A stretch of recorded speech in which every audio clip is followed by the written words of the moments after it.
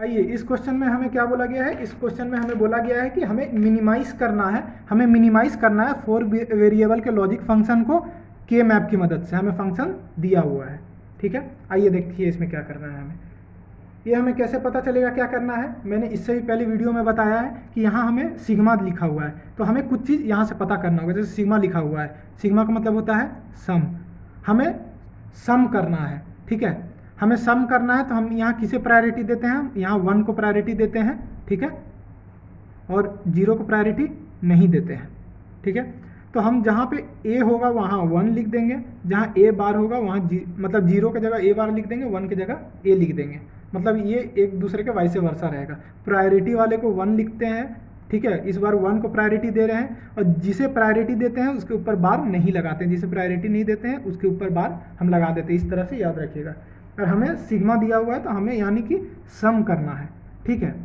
तो यहाँ से और अलग से एक d भी दिया होगा, ठीक है।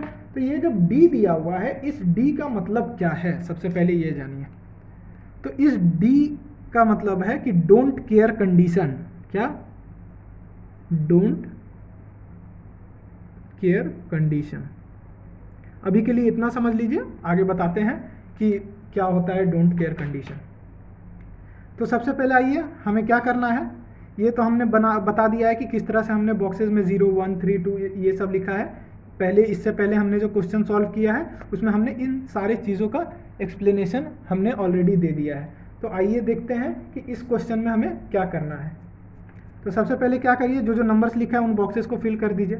सबसे पहले 1 दिया हुआ है, फिर 2 दिया हुआ है, 6 7 8 13 14 एंड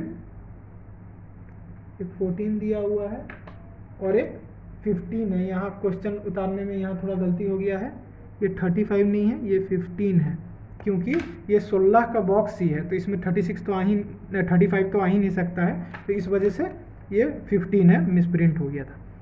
तो यहाँ हमने 1 डाल दिया। अब हमें देखना है एक और चीज़ कि जहाँ D लिखा हुआ है वहाँ हम x डाल देते हैं। क्या डाल देते हैं? x। जैसे 3 लिखा हुआ है तो 3 में x डाल देते हैं, 5 लिखा हुआ है 5 में x डाल देते हैं, 12 लिखा है एक 12 में x डाल देते हैं। अब देखते हैं करना क्या है। जैसे हम क्या करते थे, और बाकी जहाँ पे कुछ नहीं है वहाँ आप 0 से फिल कर दीजिए, जहाँ कुछ नहीं है बाकी बॉक्सेस को। अब हम करते क्या थे इसमें हम करते थे कि हमें, आपको मैं बता दूं कि यहाँ सम, हमें फाइनली क्या चाहिए, सम चाहिए। किसका सम चाहिए? प्रोडक्ट्स का सम चाहिए। क्या कि 2 ही चीज़ होता है, एसओपी और पीओएस। तो हमें क्या चाहिए, हमें फाइनल रिजल्ट में सम चाहिए। सम किसका चाहिए? तो प्रोडक्ट का चाहिए। यही अगर यहाँ पाई लिखा रहता तो हमें प्रोडक्ट चाहिए होता, तो प्रोडक्ट किसका चाहिए होता? सम का चाहिए होता। तो इस क्वेश्चन में हमें ये नहीं यूज़ करना, इस क्वेश्चन में हमें एसओपी यूज़ करना है, और एसओपी में हमेशा 1 को हम प्रायोरिटी देते हैं, ठीक है। तो अब 1 के कॉम्बिनेशन से देखते हैं हम क्या क्या बना सकते हैं। तो देखिए, सबसे पहले तो हमने x का मतलब बता देते, डोंट केयर कंडीशन का मतलब जहाँ जहाँ 1 लिखा था उसके अलावा अगर यहाँ x हम नहीं लिखते तो ये जगह भी वेकेंट रहता। तो अब हम यहाँ 0 लिख देते, तो हम उसे 0 को तो हम मैप नहीं कर सकते थे, लेकिन अगर हम यहाँ x लिख दिए हैं तो इसका मतलब है don't care condition means we have to not care about this box, ठीक है। अगर इस बॉक्स हमें किसी भी एलिमेंट को मैप करने में मदद कर रहा है तो हम इस बॉक्स की मदद से उस एलिमेंट को मैप करेंगे, ठीक है। जैसे मान लीजिए हम सबसे पहला ही एग्जांपल ऐसा लेके चलते हैं, आपको समझ में आ जाए। देखिए, जैसे यहाँ 1 और 1 था, तो हमें तो ये 1 1 साथ में नहीं मिल रहा था, देखिए अलग अलग है, तो हम इसे मैप नहीं कर सकते थे। लेकिन यहाँ 2x मिल गया हमें, तो हमें इन 2 बॉक्सेस का केयर नहीं करना है, इसे भी आप 1 की तरह ट्रीट कर सकते हैं, ठीक है। तो हम इन चारों का यूज़ करके एक 4 का पेयर हमने बना दिया। समझ आया होगा हमने x का यूज़ कैसे किया। ये देखिए, एक 4 का पेयर हमें यहाँ भी मिल जाएगा, सेट मिलेगा। पेयर तो 2 का होता है, हमें 4 का सेट मिल जाएगा।